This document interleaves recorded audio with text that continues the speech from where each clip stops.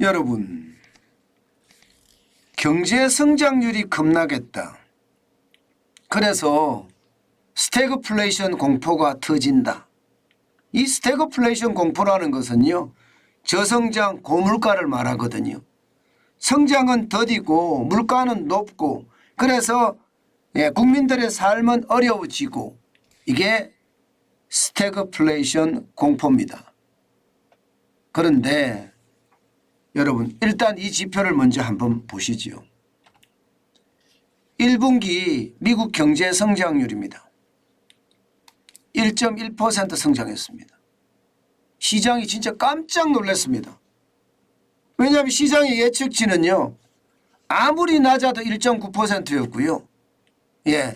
뭐 좀 많이 올라가면 2%가 넘을 수도 있다. 이런 전망까지 계속 나왔거든요. 그런데 막상 뚜껑을 열어보니까 1.1%인 거예요. 이거 도대체 뭐야?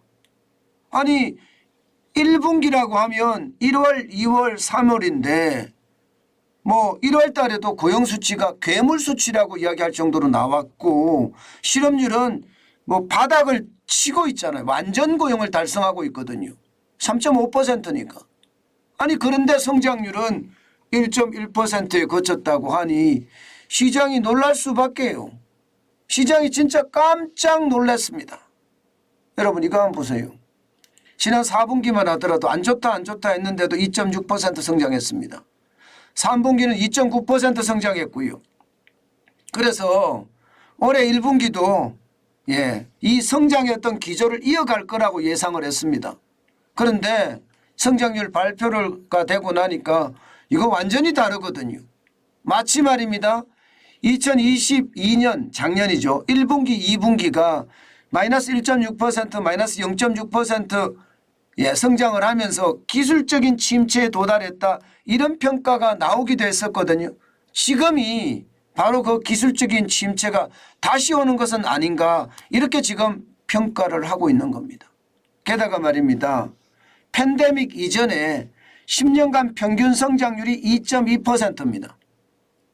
팬데믹 이전에.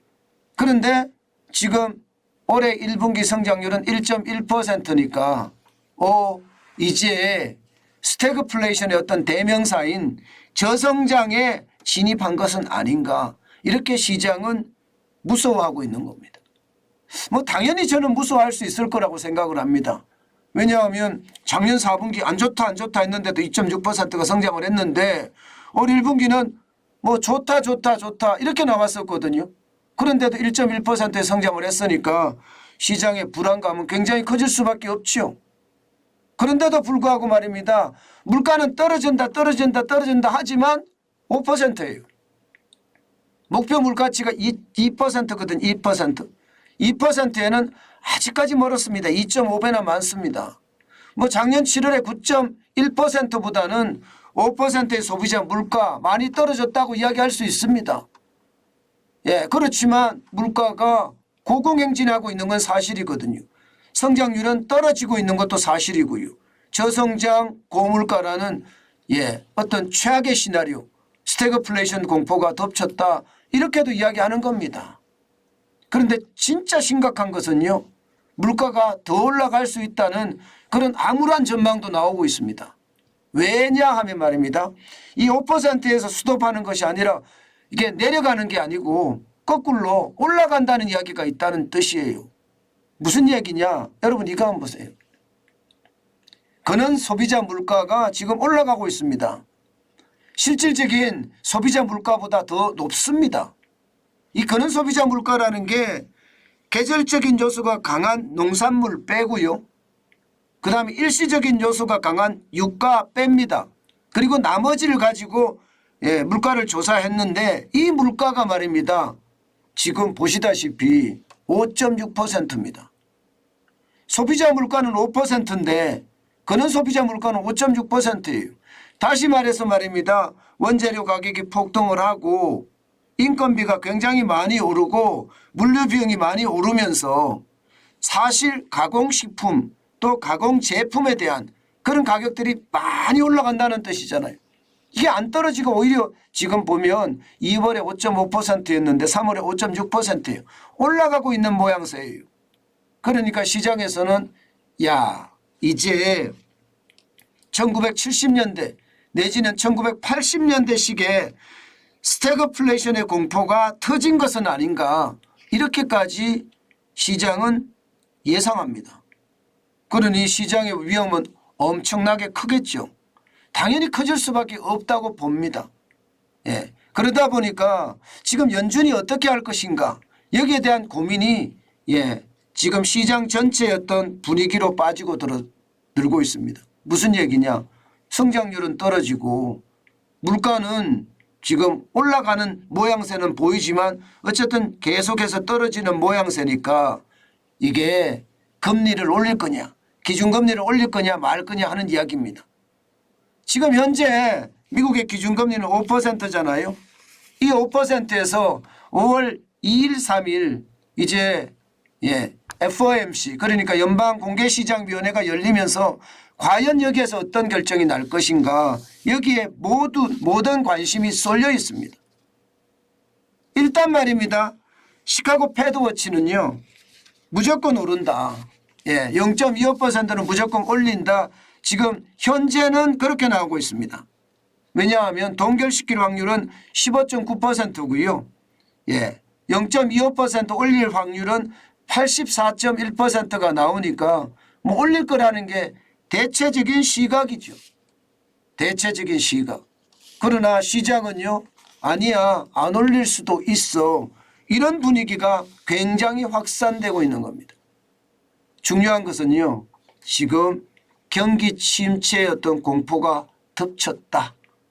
지금부터 침체가 시작될지도 모른다 하는 그런 무서움이 시장에 쫙 깔렸다는 거예요. 그런데 참 웃기는 것은요. 진짜 웃기는 것은 오늘 미국 시장은요. 그야말로 급등했습니다. 진짜 급등했습니다. 지금 보시는 것처럼 나스닥 종합지수는 2.43% 급등이죠. 아니 뭐 폭등이라고 표현해도 됩니다. 287.89가 올라서 12,142.24로 마감했습니다. 기술주들이 난리를 친 거예요. 아마존도 날았고요. 심지어 메타까지도 실적이 굉장히 많이 나왔습니다. 빅테크의 실적이 나빠진다 했는데 거꾸로 빅테크의 실적은 오히려 좋아졌습니다. 그러다 보니까 시장은요. 굉장히 빠른 속도로 이게 올라가기 시작했거든요. 그동안 계속 떨어졌잖아요. 빅테크의 실적에만 주목하고 있었는데 빅테크의 실적이 줄줄이 발표가 되는데 이게 나아 보이거든요. 마이크로소프트도 7% 이상을 성장을 했다고 하고요. 메타도 깜짝 실적을 지금 발표를 했고요. 그러다 보니까 시장 전체의 분위기는 기술주가 많이 오르는 그런 상황으로 지금 발전되고 있다 봅니다. 게다가 아마존은 날았다 이야기하니까 얼마나 날았느냐. 뭐 주가 자체는 10.91%나 날았고요. 실적은요. 당초 시장의 예측치 1245억 달러보다 훨씬 많은 1274억 달러를 기록을 했습니다. 그러다 보니까 이게 나스닥이 많이 오를 수밖에 없었던 것 아닌가 이렇게 봅니다. 마찬가지로 대형주 중심의 S&P 500 지수도 1.96%가 올랐습니다. 79.36이 올라서 4135.35로 그야말로 이것도 급등이라고 봐야 되죠. 급등이라고 봐야 됩니다. 지금 S&P 500 지수가 1.96이 상승했다는 건 그만큼 말입니다. 많이 올랐다는 뜻이에요. 많이 올랐다는 뜻. 저는 이것을 보면서요. 야 시장이 이렇게까지 변할 수 있겠구나. 그런 생각도 저는 많이 해봤습니다. 진짜 많이 해봤습니다. 이게 S&P 500 지수가 이렇게까지 오를 거라고 예상을 누가 했겠습니까? 시장 자체의 불안감이 굉장히 크거든요. 왜냐하면 여러분도 알다시피 은행 위기에 대한 불안감 아직도 적지 않게 크고 있거든요. 그런데도 불구하고 S&P 500 지수는 9.16%나 올랐으니까 이게 시장의 어떤 분위기가 달라진 거죠. 다행히 말입니다. 퍼스트 리퍼블릭 뱅크 이게 8.6% 반등했거든요. 아마 6달러대로 내려가서 주가가 휴지 조각이 된다 이런 얘기가 나왔지만 조금 올라가면서 그나마 은행 위기에 대한 극복감이 조금씩 있으니까 거기에 대한 게 시장에 그대로 반영이 된 것은 아닌가 이렇게 예상을 하고요. 여기에다가 다우산업 지수도 지금 5.17%가 올랐습니다. 그래서 524.29가 올랐고요. 33,826.16으로 마감을 했습니다. 기본적으로 말입니다. 시장 전체는요. 이게 경기 침체에 대한 공포가 있습니다. 당연히 있습니다. 예, 지금 1.1%의 성장을 했으니까. 그러나 시장은요. 금리 올리지 못할 수도 있겠구나. 5%, 0.5%의 금리를 올린다는 이야기도 많이 나왔는데 이제는 0.5%의 금리를 올린다는 말은 이제 물 건너갔고 0.25%의 금리를 올린다는 말이 어느 정도 신뢰성이 있느냐. 아니면 동결시킬 가능성도 있겠구나. 이런 생각을 시장에서 하는 겁니다. 실제로도 말입니다. 예, 이게 이대로 간다면 물가를 잡기 위해서 어쩔 수 없이 0.25% 정도만 올리는데 그칠 거다. 이런 이야기가 시장에는요. 그야말로 쫙 깔렸고요. 그러니까 금리를 덜 올린다는 예상 혹은 동결시킨다는 예상이 나오니까 시장은 그야말로 폭등의 어떤 분위기를 만들어냈던 거죠. 뭐 그렇다고 해서 말입니다. 예, 이게 앞으로 시장이 계속해서 폭등할 거다. 이렇게는 예상하지 않습니다. 당연히 말입니다. 시장의 분위기는요. 은행의 위기감은 아직도 여전하고요. 예, 여기에다가 경기 침체의 어떤 속도는 더 빨라진다. 이런 얘기까지 나오거든요. 실제 말입니다. 시장에서 지금 생각하는 게 현재 3.5%의 실업률이 이제 점점 올라설 가능성이 있다. 이렇게 시장은 예상을 하거든요. 이대로 간다면 아무래도 말입니다. 예, 실업률은 3.5%를 넘어서서 점점 올라가면요. 아마 4.6%까지 내년에는 가지 않겠느냐 이런 예상도 나온단 말입니다. 그러니까 지금 당장 시장에서는요. 금리를 더 이상 세게 올리지 않는다. 이제는 6월에는 안 올릴 가능성도 있다. 5월이 최종금리다.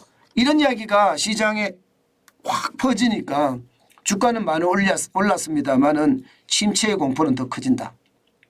이것은 참 아이러니한데요.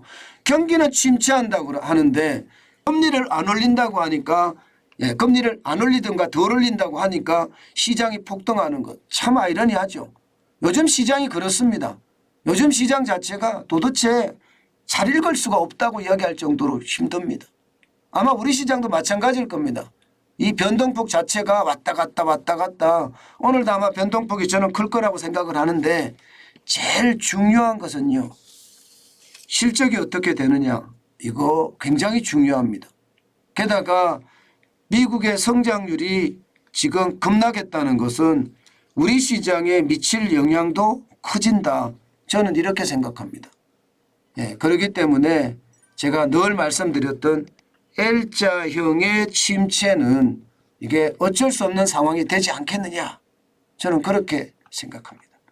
항상 투자는 조심하시고 또 조심하시는 거 지금 그 어느 때보다 필요하지 않을까. 저는 그렇게 여러분들에게 말씀드리고 싶습니다.